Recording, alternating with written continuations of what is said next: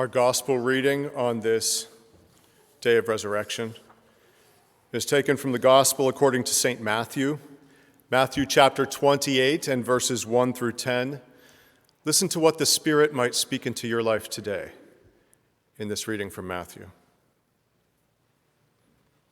After the Sabbath, as the first day of the week was dawning, Mary Magdalene and the other Mary went to see the tomb. And suddenly there was a great earthquake, for an angel of the Lord descending from heaven came and rolled back the stone and sat on it. His appearance was like lightning, and his clothing white as snow. For fear of him, the guards shook and became like dead men. But the angel said to the women, "Do not be afraid. I know that you are looking for Jesus who was crucified. He is not here, for he has been raised, as he said. Come see the place where he lay. Then go quickly and tell his disciples, he has been raised from the dead. And indeed, he is going ahead of you into Galilee. There you will see him. This is my message for you." So they left the tomb quickly with fear and great joy and ran to tell his disciples. Suddenly, Jesus met them and said, "Greetings." And they came to him, took hold of his feet, and worshipped him. Then Jesus said to them, "Do not be afraid. Go and tell my brothers to go to Galilee. There they will see me." May God bless to our understanding this reading from God's holy word, and to God's name be glory and praise. Amen. One of the great sorrows of preaching is that the bulletin goes to print while I'm still writing my sermon. And so you often get the wrong title for the sermon in the bulletin. If I were to rename today's sermon, I would call it Fear and Great Joy. Fear and Great Joy. Happy Easter to you, whoever you are, whatever your faith, whether it is big or small, much or none. Wherever you find yourself today on your journey through life, Easter Day comes each year to renew in us a mysterious truth that the rest of the year and the rest of our lives kind of conspire to make us forget. But it is a truth to which we belong, and a truth that we need to be reminded of every now and again. It's the truth that the life within us is bigger than we know. It is the truth that the life within us does not belong entirely to ourselves, and certainly it does not belong to the grave. Our lives belong to life, capital L, and to eternity. I do not know what worries or troubles or sorrows you might bring with you to the morning garden this day. I do not know in what way life has dragged you through its streets, bearing your splintering cross. Or worse, watching someone you love bearing their splintered cross through the streets of life. I do not know what parts of your soul lie entombed in darkness on this resurrection day, but hear this.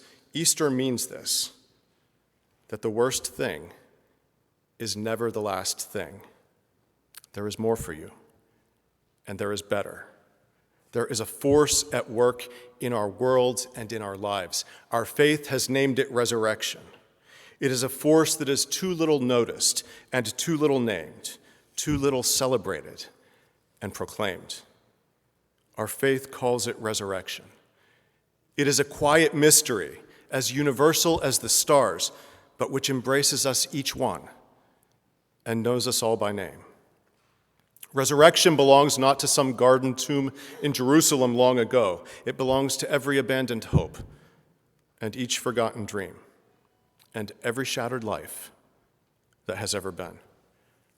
Resurrection is the domain of all that is lost and forsaken, and not just that, but all who are bored or tired or lonely or scared or just okay. Resurrection belongs to you. It is the surprising way of things in the vast and merciful economy of God. It catches up to all of us in time. And though this world would distract us and discourage us with an endless parade and carnival of violence and fear and loss, today we will dwell in this other truth, which is our lot and which is our destiny. Its name is resurrection. It comes with fear and great joy. Why fear? Why fear? That's for Halloween, not for Easter. Why not just great joy with no fear? That's the eternal question, isn't it? Why does everything good have to be so costly? Why can't our bodies be healthy without exercise? Why can't our aging minds be sharp without Sudoku? Or crossword puzzles? Why does it have to be so hard? Why does joy have to entail fear? Let me put it another way. What worthwhile thing have you ever done that did not scare you? And scare you silly. It was scary when your dad took the training wheels off your bike, but then you kind of tottered and you kind of glided down a hill, for if you learned to ride a bike around here, it was on a slope. And in that moment, right before you hit the ground, the joy of accomplishment was yours, and it outweighed the fear. It was greater than the fear. Joy and fear go together somehow. Or when you learned how to swim, wasn't the joy of it worth the fear, especially if you had an uncle like mine who would throw you into the deep end of the strip mine pond and laugh while you flailed and kicked and got water up your nose? But once you went limp and trusted the water and felt the joy of the water, you kept coming back for more. It was a scary joy. And if you've ever been married, you know the fear of that day and the joy of it and how you do it that one time, and the joy kind of outweighs the fear. And parenthood. If you are a parent, you know this. It's a scary joy, I promise you. Nothing in life is scarier than to be appointed the parent of this little stranger. A whole little life who looks to you for everything. Safety, nourishment, a sense of who they are and what the world is. And it only gets scarier as they get older, as many of us know, because they won't learn from your mistakes. They got to make their own. No greater fear, no greater joy. This year we get Matthew's version of that Easter morning. Matthew is a wonderful storyteller, and he includes details that some of the other gospel writers did not think to include. Maybe they deemed them unimportant. In Matthew, you get an earthquake, and those are always nice for dramatic effect. Then you've got some night watchmen who are knocked unconscious. And then you've got the most flamboyant angel in all the scriptures. Of course, like all the others, he's dressed in snazzy white apparel, but he wears himself out so badly by rolling aside the stone that he has to then climb on top of the stone and sit down and catch his breath. I don't know if you caught that part. And then this angel gets all talkative. And at the end of telling the women about resurrection and going back to Galilee and meeting Jesus, he finishes up by saying a little redundantly, "This is my message for you." And he says it almost as if he has a pocket full of other messages that he has to go deliver to folks across town. But this is the one I have for you, Mary Magdalene and other Mary. And while the gospel writer Mark tells us about the fear that those women felt, Matthew tells us that it was fear and great joy. Fear and great joy. I can think of 4 reasons why their joy and ours is mingled with fear. First off, angels and resurrections and maybe even earthquakes, they're probably something new for Mary and other Mary. And new things are always scary. Even when the new thing is the very thing you most need and most want, it's scary. It's unfamiliar. Secondly, I think in addition to newness, some people are scared to be happy. Some people are just frightened to be happy. They've built their whole lives around other feelings, around being tough. being strong, or feelings of guilt or anger, fear or shame. And they don't know how else to be. They're afraid of the newness. They're afraid of the happiness. Thirdly, I think good scares us a little. Because good things and good people, when we come across them, they make us want to do better. And they make us want to be better.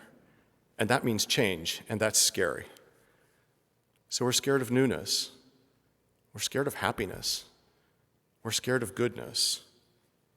Fourthly and finally, a dead Jesus is just so much easier to deal with than a living Jesus.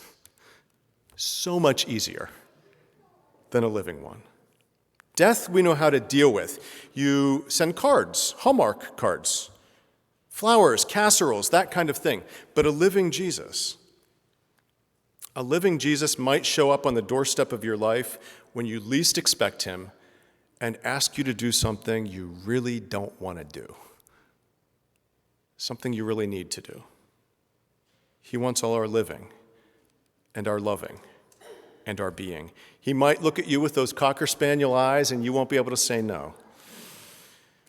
And so to recap, our joy is touched by fear because 1, we're afraid of newness, 2, we're afraid of happiness, 3, we're afraid of goodness, and 4, we're afraid of Jesus.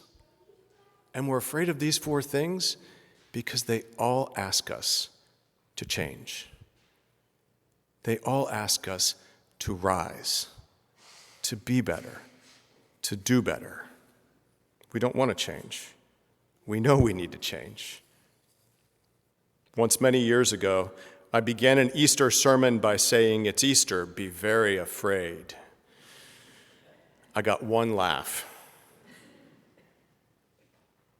Every good and worthwhile thing you have ever done has scared you. There is no joy without some fear. Now, what good and worthwhile thing have you not yet done because it scares you?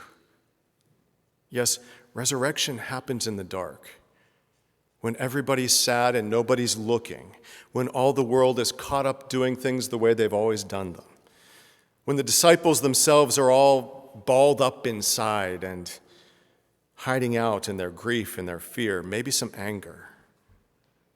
That's when resurrection happens. Resurrection is happening someplace in your life today. New life is developing, and it's certainly happening out there in our world. This is one of the many meanings of Easter. There is no joy until you face your fear. There is new life on the other side of heartbreak and loss. There are new beginnings for those who will let go. Christ is risen and bids you rise.